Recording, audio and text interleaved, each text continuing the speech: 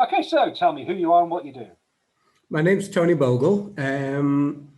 I'm actually originally a mining engineer, graduated from Staffordshire University, North Staffs Poly as it was then. I joined our family business after I graduated, mainly because of the problems that we had in the mining industry at the time. I graduated just after the miners' strikes. I was working for British Coal. I had the opportunity to continue working there as a graduate, but I just couldn't see any opportunities there. So you joined the family business? Well, I don't know even if you know this, Martin, but I actually got an offer to go to Australia to work in the coal mines there. But my dad had just set up the family business repairing starter motors and alternators, which was just starting to get going. So I suppose it's been in our family blood all the time to have your own business as well. So was it difficult? Because you went from being you did a graduate job, which we've done, to go into a family business where your dad is in charge. Was that difficult? Was that a difficult transition? It wasn't, to be fair, because the business was quite small at the time, and my dad was quite happy sort of doing all the background work, he was the cogs of the business, and he needed really somebody to be the face of the company. And that's where I fitted in, doing the sales, the marketing, going out, visiting customers, dealing with suppliers as well. And so I just built that side of the business up. And then over the years, we've sort of we've grown the business. We've got a few good contracts, and it started going as well as we thought it could do as well. And my two brothers actually then ended up joining the business as well. My middle brother, he came in on the technical side, running the workshops as we've grown bigger. And then my youngest brother, he then took over a lot more of the internal admin of the business, and allowed me just to be out and about, doing a bit of wheeling and dealing, buying and selling, all that sort of thing, which I really, really enjoyed, and traveling around the country. So and it worked well. We were a good team, and the business sort of took off in the early 90s then. So how big is it now? How's it grown? Because you started off, you say, you and your dad. Yes. So what I knew of it at the time was it was fixing alternators and selling used alternators. If that's I know that's an understatement of it, but from when I've been to your offices now, you're a significant company. It's grown quite well. We're probably the largest independent remanufacturer and supplier of starters and alternators in the UK. Right. And a lot of that was we were able to take advantage of some of the opportunities that were presented to us in the industry, but also we had a few knockbacks as well, which again, you'll be aware, in '96 my dad passed away. Yep. So then it was up to myself and my two brothers to continue running the business. But we were fortunate because my dad had never run the business as being although he was the head of the business, he didn't sort of keep all the control of it. We'd had the three main aspects of the business under our own responsibilities, with me doing the sales and the marketing, and my other two brothers looking after the internal side. So do you think that was deliberate? Because I mean, one of the problems a lot of businesses, family businesses, have is is passing on, because we're all aware, we're all going to pass away at some point. But do you think he planned it that way, thinking, right, I'm going to set this up so that you three are doing these bits so that you can carry on? Do you think it was deliberate or accidental? Partly, but also I think each of the separate aspects of the business suited our personalities as well. I mean, you've known me for long enough as well, and I like to sort of mix with people and get on.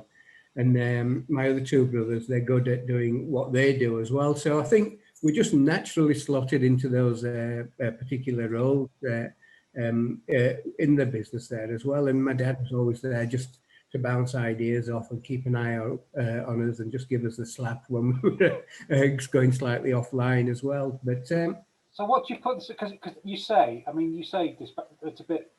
It's not disparaging yourself. It's we've managed to take advantage of opportunities that are presented to us. But you've grown this business from this to this. So that isn't you taking advantage of opportunities. Some things you've obviously got a lot more. What do you put the success down to? That it's not just taking advantage; it's some level of skill and ability as well, isn't it? Yeah, honest.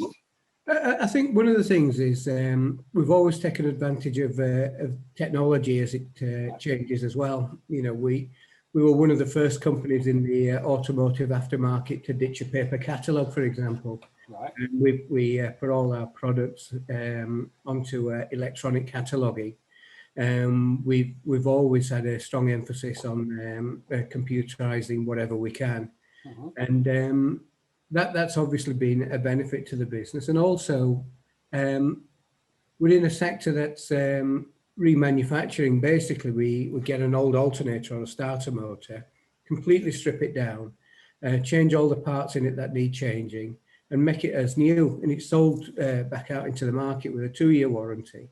And we've also then got all the environmental credentials there as well. So with it being a recycled product, so that's something that we've really sort of built the business on. And also, we just you've not latched on, but is the environmental thing based on belief in a sense, or based on business need? Do you know what I mean? Is it based on your inbuilt desire? Or is it a business thing you've decided on? It's a good question. A lot of it is based on business, but there is that belief there as well. The problem is, though, how people perceive it as well. It's like, I mean, give example, Primark, for example. Everybody says, oh, you've got to treat the workers properly. Those people in Bangladesh or wherever, they're getting paid less than a pound a week or wherever it is. But that doesn't stop those people then still going to Primark and buying those the $2.99 dresses or whatever. No, you know, and it's one thing actually believing in something and then actually carrying that out as well. And everybody's after a bargain in the industry. And the reason why I'm bringing that up is that we've tried to be an ethical business, but again, you've got to adapt to the market. So wherever we can, we've provided remanufactured products, but people don't necessarily want to always pay the price for that as well. And in the automotive sector, like most industries in the UK, there's been a lot of competition from China and the Far East. So are your products more expensive than you can get in China? It can be, yes. So we've had to adapt our model accordingly. Now, there's certain items that we buy in, but the majority of the products we still sell out into the market are remanufactured. But over the last sort of maybe 5 or 6 years, we've repositioned the business again, whereas before we were supplying a full range of starters and alternators, which we still do. But what we've found is because of this competition from China and places like that, where we've done is we've found a niche in the market where we're mainly providing products that people can't get from anywhere else, because the UK car market is very, very diverse. And as a result of that, it's given us some opportunities where the volumes aren't there for somebody to manufacture replacement parts new, but we can service that market by remanufacturing the replacement parts as well. So that's been quite a change for us, really. Rather, we still do offer the full range of products, but the focus is on the less popular tail end. Is the bulk of the things you sell, I would imagine the tail end products are a smaller proportion of your overall volume. They are, but because we covered so much of the tail end, it's still quite a lot of volume there as well. And we've just left it to our competitors just to fight it out in the market on price. But we found our own level there as well. And so how do you set your pricing? pricing's always a big issue with a company, and I've got lots of clients that struggle. How do you determine your pricing? What's your process? Well, again, because in some instances we're the only company in the UK that'll have that particular part. Say if somebody wanted a starter mod for an Aston Martin DB9, chances are we're the only company that'll have that in stock. And you've obviously got to base it on your costs and a profit margin, but also you can look at the market pricing as well. So our competition there is the main dealers. But yeah, it will be much more expensive. Exactly, yeah. So by the very nature of our business and the products with them being remanufactured, well, we've always got a competitive edge over the main agents as well. And particularly then as the car gets slightly older, then people don't necessarily have the resources to go to the main agents and put the original genuine part into the vehicle, where a lot of the time it's companies like us that are supplying the original parts anyways. What's interesting is you started off as a small business, you grew into a bigger business doing everything, and then you've identified a niche, and whether that niche is the bulk of your business or not, that niche is your focus, which gives you something to be, doesn't it? Because I think it's important that a business is something as opposed to just trying to do everything. It does seem to me you found some niche where you can dominate that niche, haven't you? But you're right, but also you've got to build around that as well. You can't just say, right, I've got this niche product and then just sit back and expect it to come to you. So this is where you've got to put all that infrastructure around it. And the way we've done that is with our cataloguing, our website, our promotions to the automotive trade, so people know what we're doing. We've got a sales manager now who goes out, visits customers, well, or he used to, but now you'll have the Zoom meetings or telephone calls, etc. So that's what we've had to do as well. You know, you've got to still promote yourself, even if you've got a fantastic, unique product. You've still got to let people know out there that you've got that service. A lot of people they make the mistake. They set up the business, they set up the website, they set up their thing, they got a great product, and then they haven't actually got any money, time, or resource to tell anyone it exists. They they go on the runway and they start to take off, and then they just drop because they've got nothing to do. You talked about your ethical business. I just want to talk a bit about that because I know you for a long time, and I know you're a very ethical, decent, honourable person. How do you make your business ethical? What do you do? What things have you done to make sure you're an ethical business? Well, one is obviously from the environmental side. Yes. We remanufacture products, so we're recycling items that may otherwise just be thrown away and just become landfill, etc. So that's one side of it. The other aspect is the looking after the staff, the environment that people are working in. Since 1995, we've been ISO 9001 accredited, which was quite important for us. It just gives you that quality standard, and also it's a stamp there to know that you're working to a certain level. So again, you bring in the ethical side of that. And then a few years ago, we got the ISO 14001 standard, which is the environmental one. Yeah. And then we've and then at the same time, we did the 45,001 standard, which is the health and safety at work standard as well. So again, we work to recognise the standards internationally. So that people know that they're dealing with an organisation that's working in a professional way. How many staff have you got now? How many staff have you got? Over in the Bradford side, there's about 35. But also, a couple of years ago, we diversified slightly, or I did, because my two brothers were looking after the Autoelectro side. Been running for over 30 years now, and it's established and settled.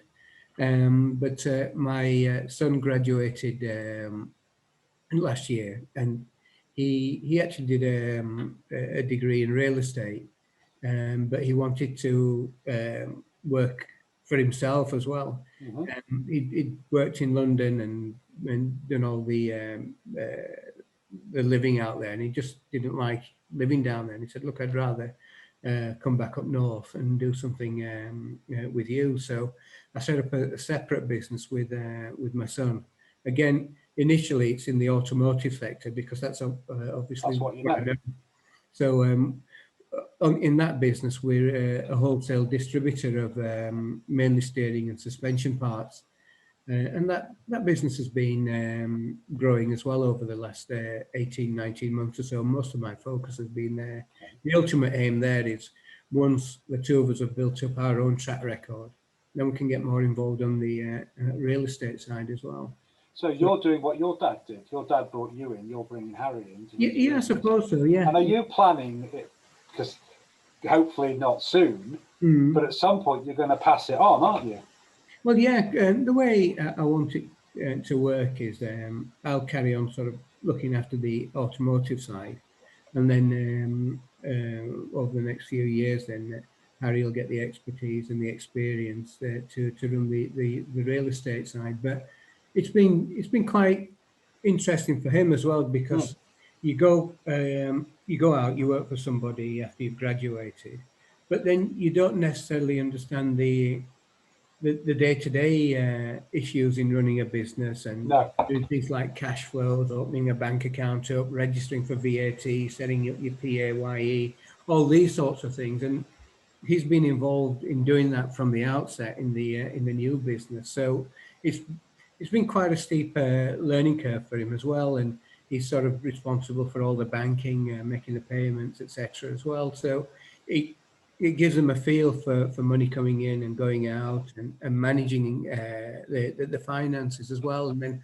from there, you can just develop your own business style and the way that you want to go forward. So if you could pass on one piece of advice, so let's say I wanted to set up a business, and from your experience, one of the things you should make sure you do, for example, one of the things I always learned, somebody told me once was, and it's a small thing, was to keep when you get paid your money, put your VAT and your tax in a different bank account. And I know it's a tiny thing, but actually then when I look at my bank account, I know that money is in theory mine. Yeah. That money never was mine. It's not mine. And it's just, so, because you've built your business from here to here, you've diversified, you've got a big business. What, if you could give what would you tell somebody is the most important thing to do? It's a hard question, isn't it? It is a difficult question. I mean, from a practical point of view, I think you've hit the nail on the head there as well. You've got to be able to control your finances, money coming in, going out. Without that, you haven't got a business. So that's, no, it's nothing, is it? It's nothing. So that is the key thing. It doesn't matter whether you're selling automotive parts or sweets or teddy bears or anything. You've got to have that circle of money coming in and going out. A lot of people I work with that you ask them, they don't have a cash flow forecast. And I'm assuming you have a cash flow forecast. Yeah, well, yeah. And to be fair as well, in these difficult times, everybody sort of knows where they want to be in the business and what they want to do. But a lot of those plans and ideas have just gone out of the window because people have had to close up. And we're just fortunate that we're not in the hospitality sector. No, I've got clients in the hospitality sector, and I talked to one of them last week, and she said she basically by Christmas just said, I'm giving up. She's found a mojo again, and she's starting it.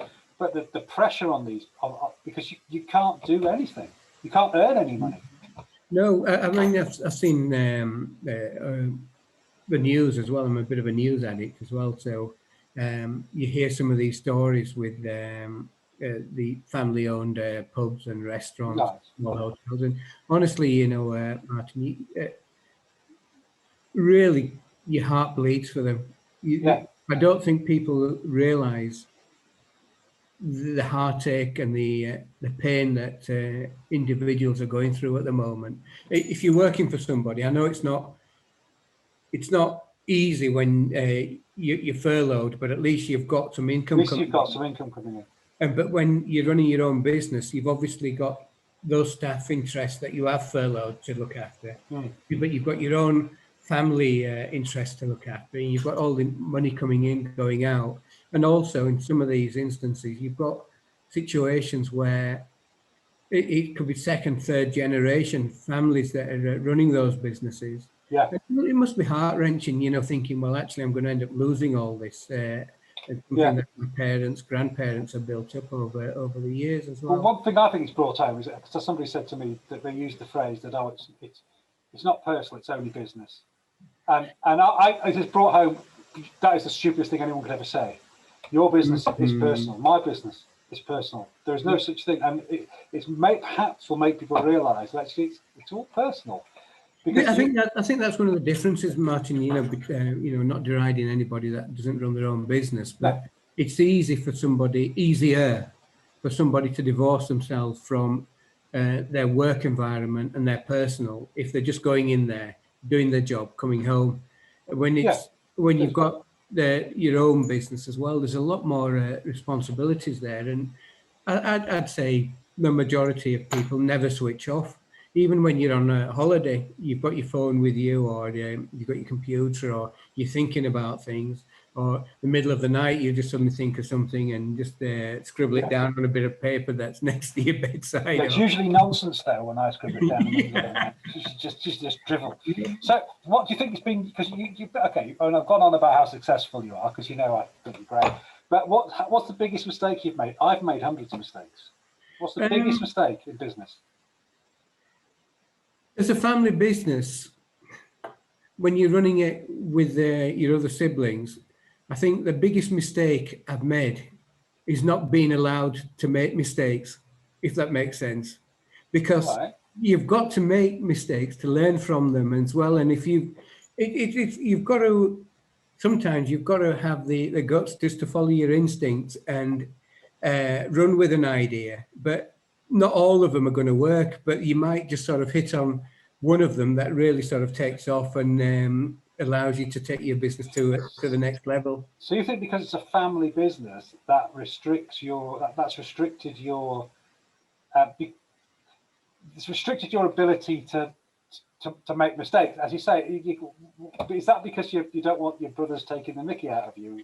Part of that as well, but then you have the responsibility again, don't you, for the family, if you're running a family business and you're all sort of reliant on that. So you've got a wider responsibility than just your family, haven't you? Yes, that's true. Their family, all the people that work for you's family. So is that why, one of the reasons why, other than Harry wanting to come in, when you diversify, you can play around a bit more, can't you? You can, yeah. You can just take. It's difficult actually, because you could transpose risk and mistake with each other as well in the context that we're speaking now as well. So it just maybe you would take that extra risk that you wouldn't necessarily do if you were working in or you were responsible for the wider family as well. Because you feel that responsibility. There's that, and then also you've still got to work with consensus in a family business if you're going to take it forward. You've got to work in consensus in any business, though, but perhaps it's a bit harder in a family business. Well, yeah. Because you've got the family dynamic, and you've got the relationships you've built up, because you're the eldest, aren't you? I am, yes. So you're annoying if you're the eldest. You've got the eldest, you've got those dynamics that are built up over 20, 30 years, and then you've got to work in a business. That must be difficult. It is, and also the way that we've been brought up in our family is there hasn't been a hierarchy between the brothers either. You know, it's. I don't believe that. No, it's true. It just because I'm the eldest doesn't mean what I say goes. It's not been like that at all. You know, we've always tried to do things. If I go in and say I've got this brilliant idea, then if we don't, all three of us agree with it, then we don't go with it. It's as simple as that, and that's where maybe sometimes you don't get the opportunity to take that. Because you self-regulate your own ideas, don't you? Sometimes you won't present an idea because you might think you won't express an idea because you're regulating it before you've talked to your brothers about it, and then they apply a level of regulation over your ideas as well, won't they? And you'll do the same for them. So and also, Martin, it's. Sometimes it works to your favour as well, because then, you go in there with this supposedly brilliant idea, you talk it over, And then you get shot down and say, well, that's a load of rubbish. Have you thought of this or thought of the other? And then you go away and actually say, well, yeah, they've probably got a point there. You know, I probably need to ditch that idea or think about it a little bit more. But then, of course, you don't hate your brothers forever, don't you? No, that's right, yeah. Or is that just me? Okay, one more question, because I know you've got a busy afternoon. If you could go back, we've all had a really rough 12 months. It's been a hard, and it doesn't look like it's going to get that much easier for the next 6 months. And I've asked this question to pretty much everyone. If you could go back 12 months to January 2020, which seems like forever ago, what piece of advice would you give yourself that you think would help you have got through this? You just monitoring everything, just keeping an eye out on your business, just seeing where it's going, where you can perhaps just cut back a little bit on costs, etc. Again, it comes back down to the key aspect of any business, of finance. Is being able to just manage the finances accordingly. Without the finances, you don't have a business. You don't have a business. That's right. So it's just, this has been very, very difficult for anybody to manage, because nobody knew the full impact of what we were going to end up going through. I mean, even the government didn't know either, because this is why the furlough scheme's been extended and extended, because like everybody, you know, we were all hoping by the end of last summer that we all hoped it was over. Normality, but it just didn't happen. So you'd go back and basically tell yourself to do what you were doing already, which is monitoring your finances and keeping everything tight. Yes, that's all you can do. And again, even when you've got your finger on the pulse like that, it's still difficult, because there's so many external influences. And then also, for example, like the other business that we've just set up, a lot of that product comes from Europe that we import. So you know what's coming next. So apart from the pandemic, we had the Brexit issues to cope with as well, which is starting to filter through now. And you're seeing now where people are suddenly shocked to find that when they've ordered some trainers from it's a 20% or a 30%. Oh, what a surprise. People are shocked when there's queues to get into, because what a surprise. I mean, I agree with you. I've been listening to that and thinking it's people buying stuff on eBay and suddenly getting a 30% bill when it gets delivered. And you think, well, what did we expect? This is the way it is. And again, it may be that these were the sort of things that weren't explained when we were having the discussion. And again, it comes back down to sort of like my son coming into the business and understanding how you set up a business and what you do. And maybe the message wasn't put forward strongly enough at the time, that you do realize that if we do go down this route, there's going to be these duties, there's going to be this issue, there's going to be that problem. It was more on a sort of a superficial level. I think it was a superficial. Both sides. I mean, both sides lied, and so and it was people voted on gut feel at the end. And I think the chickens are going to come home to roost, if that is a real phrase. I know it's one my mum used to use. Okay, Tina, I know you got another. I'd say you got a busy after. I'd like just to say thank you very much. Thank you for your time, and I will put this on the website and I'll give you a link. But thank you very much, Tony. No problem. It's been a pleasure speaking to you, Martin.